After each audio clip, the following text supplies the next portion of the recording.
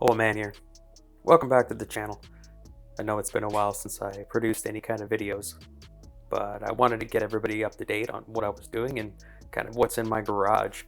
I thought this might be an interesting video for some folks to see my journey from getting back into motorcycling to where I am today and what I've been doing since the last video I produced. Really, it all began Christmas 2 years ago when I was at a friend's house and he said, "Hey, why don't you jump on this motorcycle I've got? You can ride my wife's Honda Monkey and I'll ride mine and we'll just go rip around the neighborhood." Well, it had been 15 years since I've ridden motorcycles and I had so much fun that I immediately wanted to get one. And so the day after Christmas, I went to my local Honda dealer. They had one in stock, a bright red one, which for me, red means Honda. They had blue ones also, but red was the choice for me. I packed it up, loaded up on the 4Runner, and headed home. And over the next 9 months, I rode that thing everywhere. I've got some buddies with some larger bikes. I was riding along with them, and it was fantastic. It really opened me up to being out there riding in traffic again, etc. I started to accessorize the bike, putting on racks, windshield, doing some motor work to it for intake and exhaust, mainly all bolt-on. But it was fun. It was exciting to put the bike together, get a little bit more speed, and take it on some adventures. I ended up updating the wheels to some Shinko knobbies and took it motocamping up into the mountains, into the Sierras of California. It was a great little bike, a great introduction to motorcycling again. But there was a need. There was a need to have a higher top speed, a little bit more power, and some more ability off-road. And so the Monkey had to go. That's when the KLX 230 entered the garage. This was a great bike. It was a step up for a dual sport. Larger wheels, larger motor, 6 speeds, and it was a fresh bike. It was newly introduced into the market, and I decided I had to have one. So again, I put the racks, the tires, and everything, and began riding it, going moto camping with it, and it was a fantastic bike.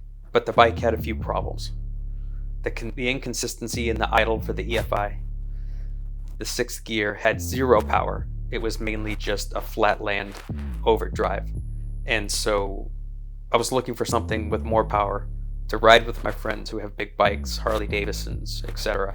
And so this bike went on the chopping block and I sold it rather quickly, which was great for nearly the money that I had into it. And it was time to transition to something bigger.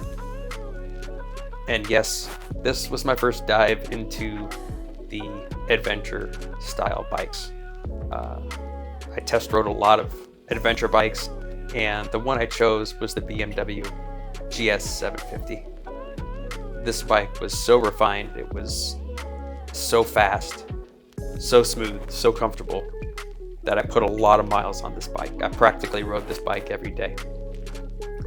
The challenge with this bike was that it was truly a road bike dressed up in GS badges. It wasn't an off-road vehicle. It wasn't something to go do backcountry discovery routes, but it was a fantastic road bike. For me, the bike was too long. I added risers, I added new bars, I added a new seat, new pegs, everything, and I just couldn't get comfortable for long distance riding on this bike, mainly because of its design to basically be a street bike and called a GS.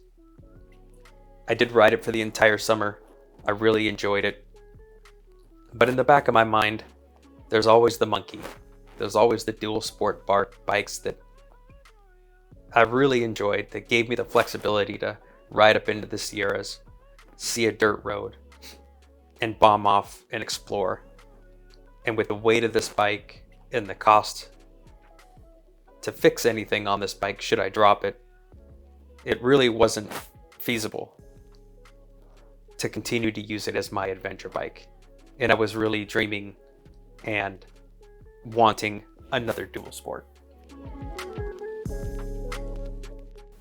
And that's when I found T-Dub's Kid channel. If you haven't seen T-Dub's Kid, it's all about TWs. There's another channel, Mob Street. There's Dual Dorks. There's all kinds of videos out on the TW200. I happened to find one at a great price here locally, even though the prices during the pandemic have hit ridiculous numbers. I was able to find one for a good deal. And I rode the heck out of this bike for about 8 months. And in fact, I love this bike so much, it's still in the stable. All it really needed was some updated tires, a way to carry more fuel, and this thing would go anywhere. That back tire and the gearings allowed me to go places that I couldn't go on other bikes. The bike is easy to ride, and many people have said that it's a great beginner bike, and I would totally agree with that. In fact, when I took my California CHP highway class, the class was full of these bikes, and so that tells you how easy it is to ride.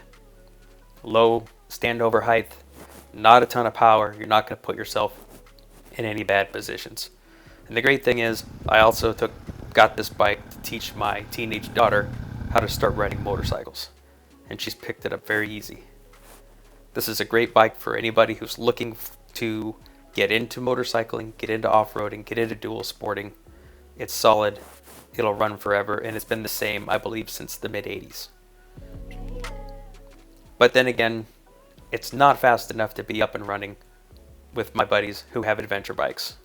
And that's where I think I've found the unicorn of all dual sport bikes, the Suzuki DR650. The DR650 has the power, it has the dual sport ability, it's got the low grunt, low gear like the TW. It'll go as fast on the freeway as the GS750 did. The aftermarket products that are out there are a ton, mainly because the bike has been the same and developed since the mid-80s, just like the TW. If you're looking for a dual sport that you can go on long journeys, pack a ton of stuff on, find parts anywhere if something happens, then the DR650 is for you. You'll be seeing a lot of videos from me coming soon on the adventures that I've had on this bike, and hopefully I'll be putting together some vlogs and some how-tos on accessories for this bike. So that's the journey so far. I'd love to hear in the comments of what your journey is, what bikes you've had, the progression you've had, where you've ended up. The one thing I've realized is that there's no one bike that you can have in the garage that'll do everything. So right now I've got the DR650, I've got the TW200, and a couple of new bikes that I'll be doing some videos on here shortly. So if you like the content, like and subscribe, do the YouTube things that YouTube wants you to do, and I'll see you on the next video. Thanks for watching.